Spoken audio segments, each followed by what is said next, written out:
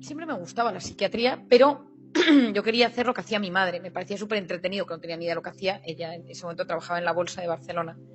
Y esa famosa anécdota es que un día en la bolsa, muy pequeña, me llevó y entonces le dijo a uno de los que estaba por allí, le dijo, explícale a mi hija lo que hacemos en la bolsa. Y entonces yo, que no callo, como se puede observar, pues cuando volvió, yo le estaba diciendo al señor, estás triste, algo te pasa. Tu mujer no te quiere. Y mi madre, que yo debía ser un mico de 6, 7 años, me dijo, que ahora lo pienso, que tengo un hijo de 7 años que es muy parecido. Otro día le dejé haciéndose unas pruebas porque está jugando al fútbol en su colegio y tiene un partido. Y le tenían que hacer pruebas del corazón como si fueran un jugador de primera división, o sea, todo tipo de pruebas. Y le dejé un momento y me marché y a la vuelta le estaba diciendo a la enfermera, ¿te gusta tu trabajo? Y digo, ay, Dios mío, todo se le da.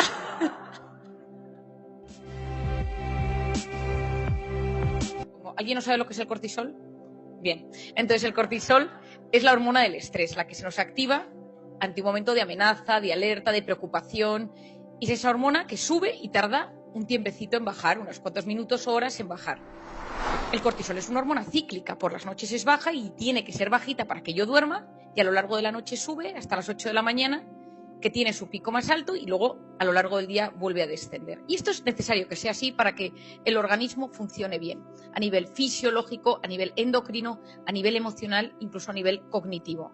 Porque el cortisol, cuando invade la amígdala cerebral, no la amígdala de aquí, pierdes el control. Se llama el secuestro de la amígdala y es cuando te vuelves impulsivo, poco racional, respondes de forma agresiva, esa gente que de repente se obceca con un tema y no hay forma de sacarla del bucle.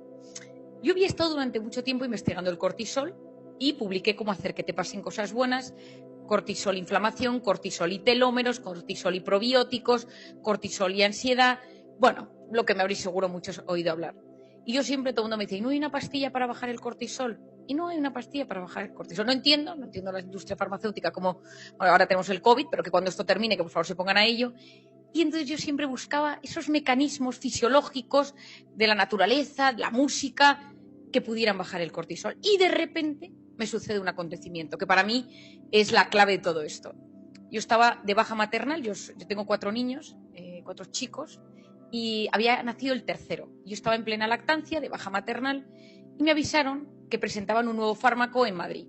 Y entonces dije, bueno, pues me voy a acercar y así me pongo al día, que luego parece uno, que yo siempre digo de broma, que yo que he tenido 4 épocas de lactancia, que el cerebro funciona muy bien para algunas cosas, pero otra parece que pierde completamente la parte de la memoria, de la concentración, que me viene bien actualizarme. Entonces me puse ese día, me puse un poco mona, dije, yo tengo un coche, un Golf de toda la vida, que tiene 15 años, está rayado y tal, pero no falla. Es de estos coches que nunca te falla y me lo llevé a Madrid, al Madrid antiguo, me metí en el parking, en la planta -3, lo dejé aparcado y subí a la presentación del fármaco. Y me di cuenta que tenía que volver a casa para dar de comer al pequeñajo. Y cuando bajé a la planta -3, un tipo, con mala pinta, me empezó a seguir. Y una cosa aquí. Y empecé a angustiarme y veía que me seguía por detrás y me di cuenta que al lado de mi coche, a los 2 lados, había 2 cochazos. Y cuando yo me iba acercando, gritó, las llaves del coche. Y yo le respondí, mi coche es el viejo. En vez de darle, yo qué sé, en vez de darle tirar todo, y me dijo, dame el todo, dame el móvil, tal. Y en vez de darle todo, me metí dentro del coche, bajé el pestillo y me empezó a latir el corazón. Taquipnea, falta de aire, se empezaron a dormir las manos, la mente nublada y dije, hay todos los síntomas del cortisol. Y yo me los conozco porque me dedico a esto, llevo toda mi vida hablando de cómo te sube el cortisol y empecé a notar todos los síntomas, no podía pensar, no podía relajarme. El tipo me dio como un golpe en el coche, una angustia, que me quería, que seguro que habéis vivido una situación en algún momento de vuestra vida donde os pase esto del corazón. Y entonces empecé a dar vueltas. Salí del parking automático y me reconocí la matrícula y cuando iba por la calle llamé a mi marido, que estaba aquí, le llamé y le dije, ¿podía hablar? Entonces mi marido se pegó un susto, le dije, pero estoy bien, ¿no? Terminé la frase, pero estoy bien, pero no estaba bien. Y al llegar a casa, una sensación como de malestar corporal, vital, psicológico. La persona que estaba con el bebé me lo entregó para que comiera porque ya estaba llorando. Y al minuto se puso a comer y entró mi marido a los pocos segundos. Marian, ¿cómo estás? ¿Qué ha pasado? Y entonces yo empecé, pues mira, iba por el parking y de repente, y me dice, ¿por qué estás tan tranquila? Pues si acabo de hablar contigo por teléfono. Entonces yo dije, este pico de cortisol tarda 6 horas en bajar. ¿Qué hemos hecho? ¿Qué he hecho?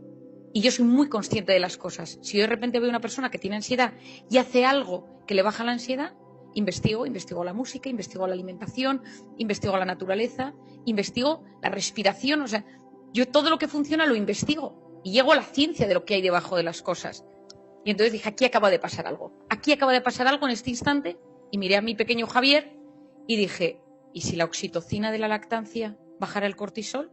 Y efectivamente, me puse a investigar y a investigar y a investigar. He estado 2 años investigando la oxitocina. Y la oxitocina del parto y de la lactancia, conocida por todas las madres que hay hoy aquí, esa oxitocina, estoy intentando que todos los hombres de España conozcan lo que es la oxitocina, esa oxitocina baja el cortisol. Yo digo de forma divertida que como no podemos ponernos a lactar, todos los que estamos aquí, hay que buscar maneras de estimular la oxitocina.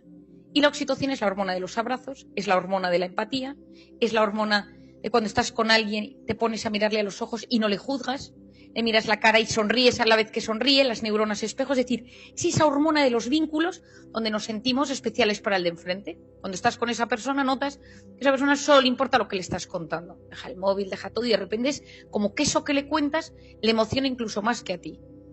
Y la oxitocina, la persona que más la ha investigado, es un neuroeconomista que se llama Paul Zak y tiene un libro solo dedicado a esto, que me lo compré 3 veces porque cada una de ellas subrayaba cosas distintas.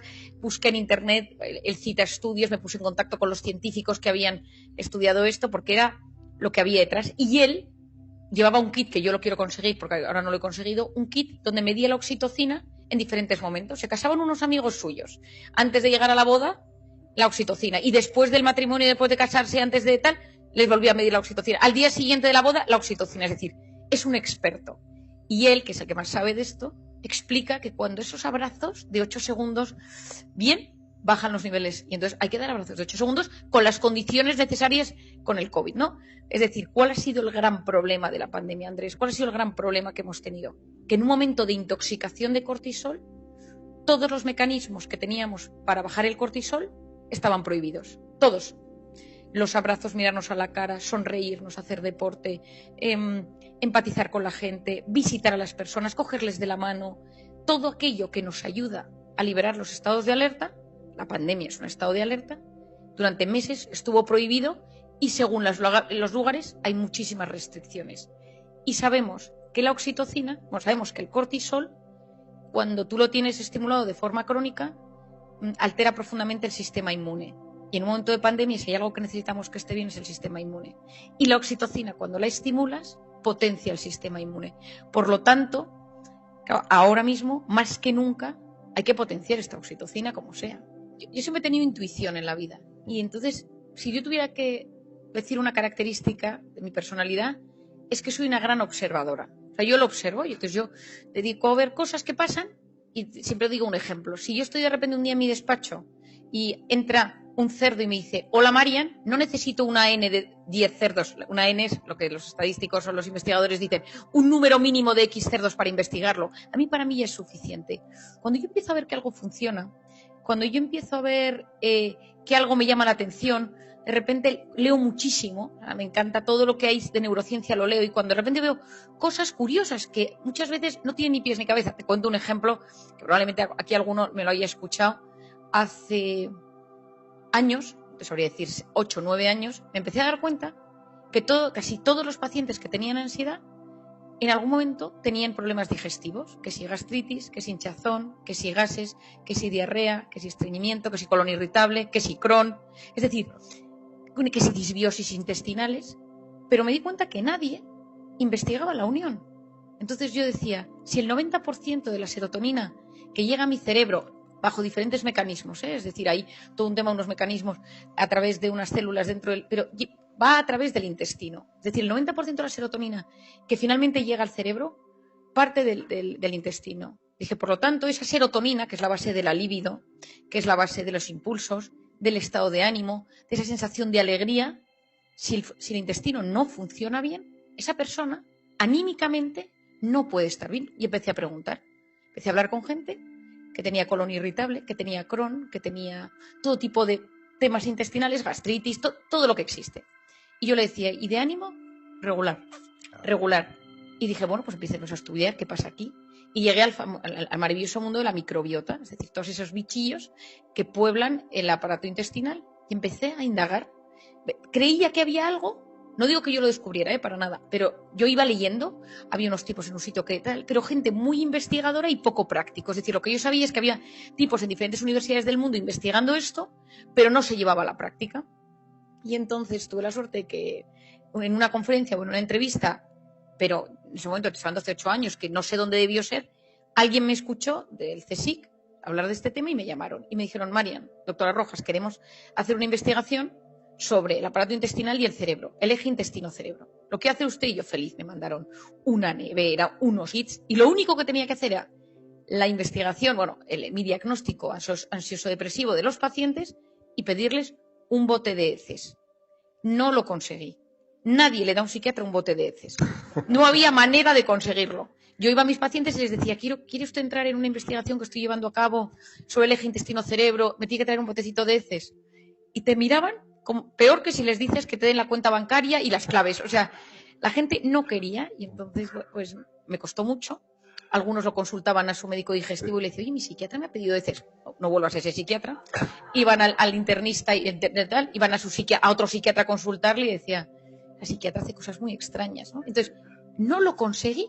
Solo conseguí un bote de heces de una paciente que era muy fiel en ese momento a mí, a ver, Marian, si tú me pides esto, yo lo hago, pero claro, con un bote no hacíamos nada. Y no lo conseguí. Entonces llamé a una amiga mía médico y le dije: pídelo tú, yo hago la parte psicológica y psiquiátrica, y tú, que tú eres una internista, y a raíz de ahí empezamos a ver muchísimas cosas. O sea, hemos visto, ahí entra todo el campo de la inflamación, de lo que yo he hablado muchas veces, de que el cuerpo, cuando está bajo estrés mantenido, se inflama, y el cerebro también se inflama.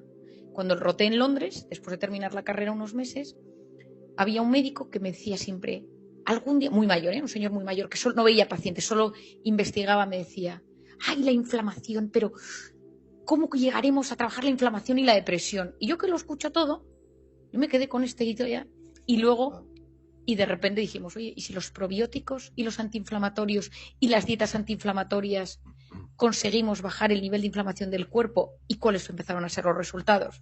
Que el estado de ánimo mejoraba. La gente recuperaba la libido, la gente recuperaba las ganas de vivir, la gente se encontraba mejor físicamente porque te duele menos el cuerpo. Pero claro, todo esto va muy lento. Para empezar, tienes que inculcar esto a los médicos, que muchas veces estamos en nuestra parcela, en nuestra microparcela. Yo, que hablo con muchos médicos de muchas especialidades, me dicen: Marian, es que lo que nos pide, pues que todo esto es muy complicado. Y yo lo que pretendo es que la medicina esté mucho más unida, que la psiquiatría no esté en un departamento raro, en una planta cerrada, con un código, que seamos unos tíos raros, sino que la psiquiatría se convierta en otra especialidad donde hay una gran comunicación, donde los médicos puedan consultarnos, donde podamos. Yo llamo al neurólogo de un paciente, yo me pongo en contacto con su médico digestivo, yo llamo al reumatólogo por la artritis que tiene, que le está afectando el estado de ánimo, porque intento que haya una unión. Pero bueno, es lento, va muy despacio, pero yo creo que en unos años lo iremos consiguiendo.